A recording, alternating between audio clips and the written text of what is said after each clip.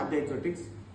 Mangoes కొన్ని taste review చేస్తానని చెప్పాను కదా, ఇవి రెగ్యులర్ వెరైటీస్ కూడా కొన్ని ఉన్నాయి. రెగ్యులర్ వెరైటీస్ కూడా అన్ని చూసి చెప్తాను, దాంతోపాటు బ్రిక్స్ కూడా చెప్తాను. ఇప్పుడు మీరు చూస్తున్న వెరైటీ వచ్చేసి దశేరి అండి. దశేరి చాలా మందికి తెలిసిన వెరైటీ. ఇది ఏంటంటే కమర్షియల్ క్రాప్, చాలా టేస్టీ ఉంటుంది ఫ్రూట్.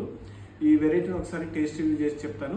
ఇదని ఏంటంటే మనకి బ్రిక్స్తో కూడా చెక్ చేసి చెప్తాను. దశేరి వచ్చేసి మన ఇండియాలో చాలా స్టేట్లో కూడా కమర్షియల్గా వేయించే వెరైటీ ఇది.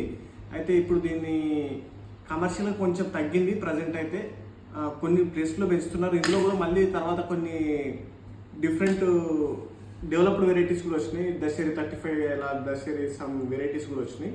దీన్ని ఒకసారి బ్రిక్స్ చేసి చెప్తాను.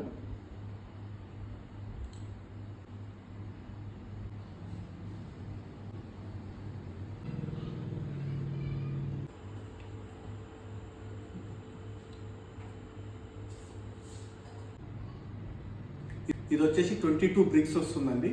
మనకి ఏంటంటే ఫ్రూట్ వేరియేషన్ బ్రిక్స్ కూడా మనకు చేంజ్ అవుతుంది. ఎలా అంటే ఒక ఫ్రూట్ని మనము కట్ చేసినప్పుడు అది ఫుల్ రైపెనింగ్ స్టేజ్లో ఉందా లేదంటే ఫ్రూట్ మనం రైపెనింగ్ స్టేజ్ లేకుండా కూడా తీసి పక్కన పెట్టినప్పుడు ఒక 1 డే తర్వాత కట్ చేస్తే కూడా బ్రిక్స్ అనేది పెరుగుతుంది, కొన్నిసార్లు తగ్గుతుంది. ఎందుకంటే మనకు ఎగ్జాక్ట్ మెచ్యూర్డ్ ఫ్రూటా కాదా అనేది కూడా దాని మీద డిపెండ్ అయి ఉంటుంది. ఒకసారి దీన్ని ఇప్పుడు బ్రిక్స్ అయితే 22 వస్తుంది.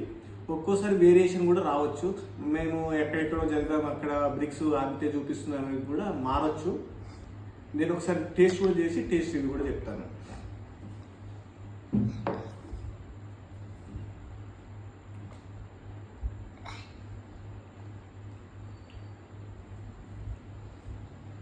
పల్ప్ వచ్చేసి కంప్లీట్గా ఆరెంజ్ కలర్లో ఉందండి.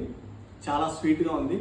కొంచెం మనకి లెమన్ ఫ్లేవర్ లాగా, ఫ్రూట్ స్మెల్ కూడా కొంచెం లెమన్ లాగా వస్తుంది. నార అనేది అసలు లేదు. మనకి సీడ్ కూడా పల్చగానే కనబడుతుంది. మళ్ళీ కట్ చేస్తాను.